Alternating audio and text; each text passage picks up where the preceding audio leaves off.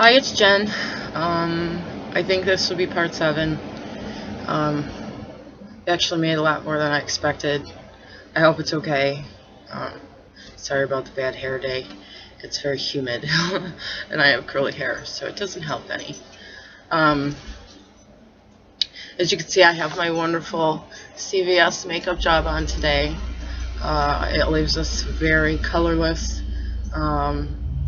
Sometimes even on healthy days. But it's who I am, so I usually don't wear makeup. I don't hide it. I noticed my dark circles aren't as bad today, which is good. I did sleep. I slept a long time. I either can't sleep or I go into like my mini coma where I'm out unconscious. I woke up, the dog ate my shoe, and I didn't hear a thing, so... But sleep is good anyways. I can get a new pair of shoes. Sleep isn't always as easy to get. But anyways, today I'd like to start off with hospitals. It's something that we all have to go through at least once, some of us every time. This is something that affects us as well as the people who have to take us to the hospital. It is a very frustrating experience for both involved. A lot of hospitals don't know what it is. For example, I went to the same hospital for 15 years, and I was always diagnosed with the flu. I think they said I was one of the only person who had the flu like 113 times in like a year or so span, and they had no other explanation. On one particular visit, there was a brand new doctor on staff, and he gave me a shot of narcotics because of the pain I was in. They never ever paid attention to the pain, just the vomiting, and it knocked me out. And I went to sleep, and I woke up, and my episode, instead of lasting 18 hours, only lasted 6. I was able to have that same shot. I believe it was 5 times, and every single time they aborted the episode.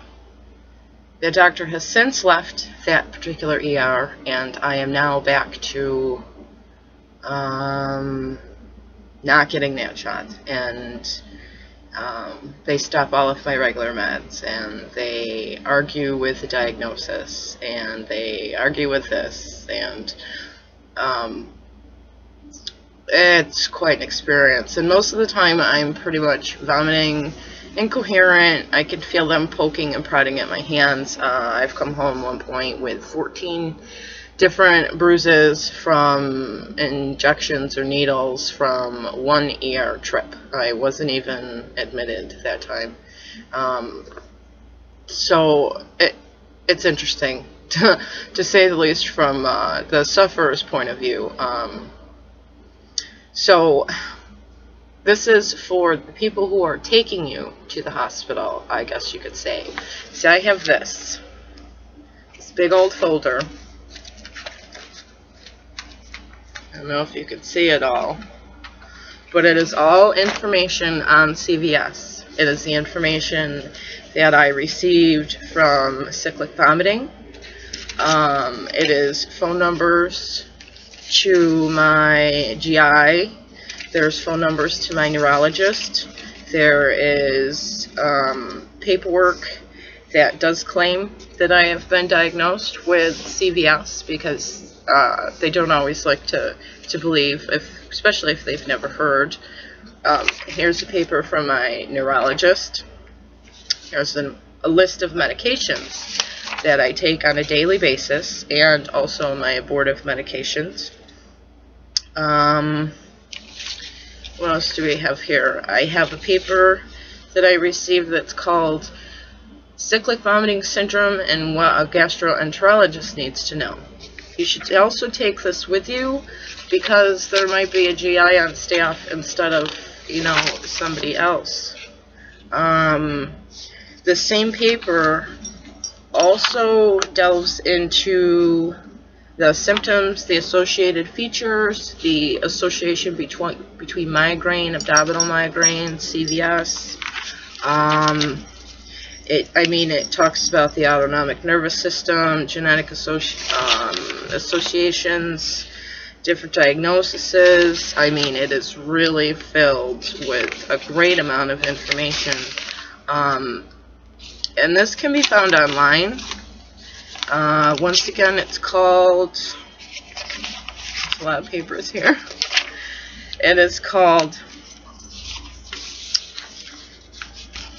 Cyclic Vomiting Syndrome and what your let's see if you can see that, needs to know. It is full of information. Take this with you to the hospital. They're not going to want to listen. A lot of the times they like to argue, and they have to follow the rules of the doctor who is on call or who is on staff. And if they don't believe in it and they don't want to do the research, they're not going to. They're not going to do it, no matter how much you beg. I also have in here more paperwork from the University of Rochester Medical Center, from the digestive center that they have there.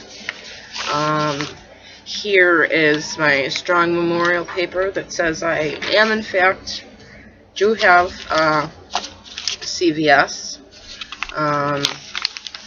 Another list of doctors. This right here I received from cvsaonline.org, and I actually found 2 doctors in my area that are within an hour.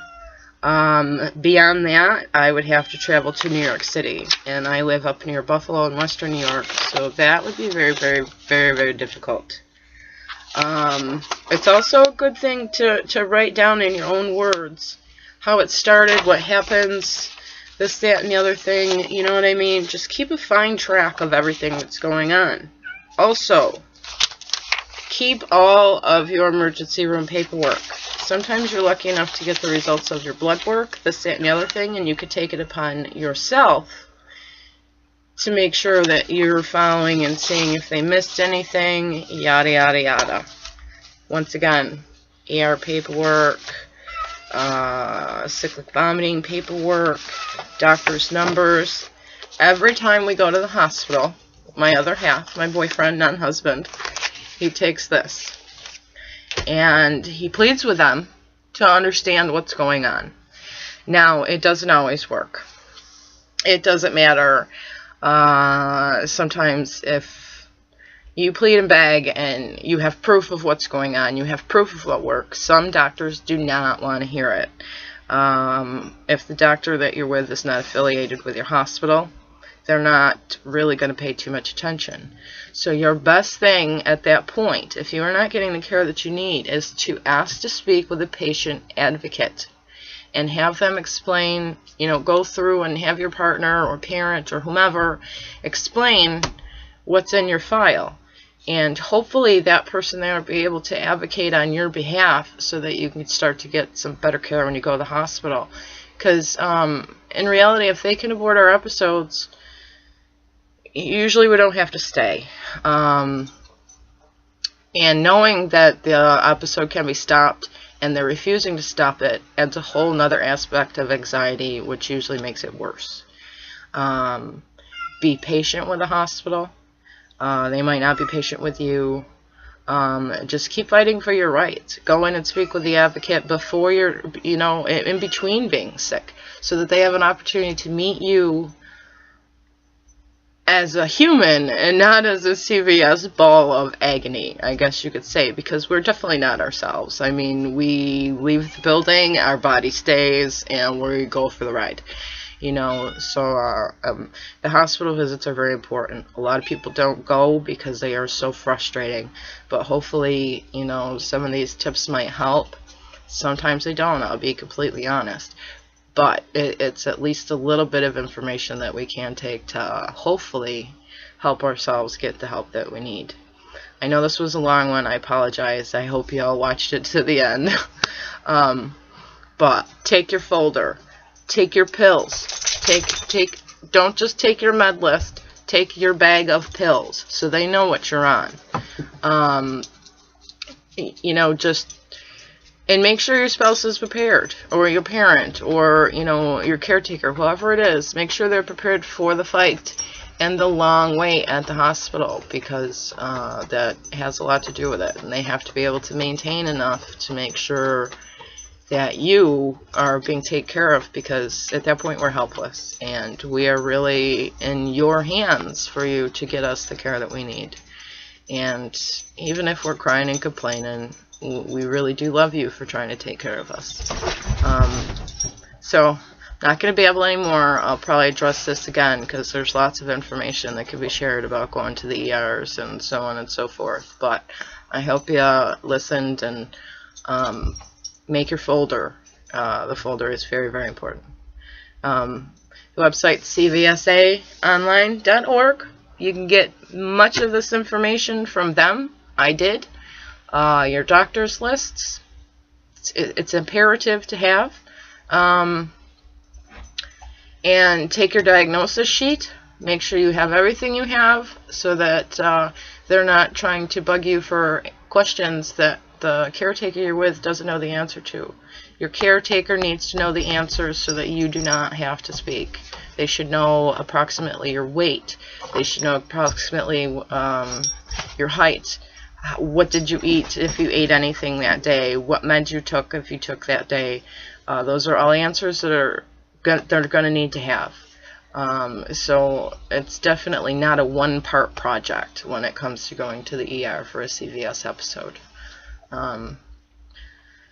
But God bless. We're all in this together, and let's fight this monster together. If we can't get the doctors to help us, then by God, we're going to do it ourselves. Because if we can survive this, we can fight any battle we choose, my fellow sufferers. We're pretty badass. I love you guys. Have a nice and healthy day, and I'll be back.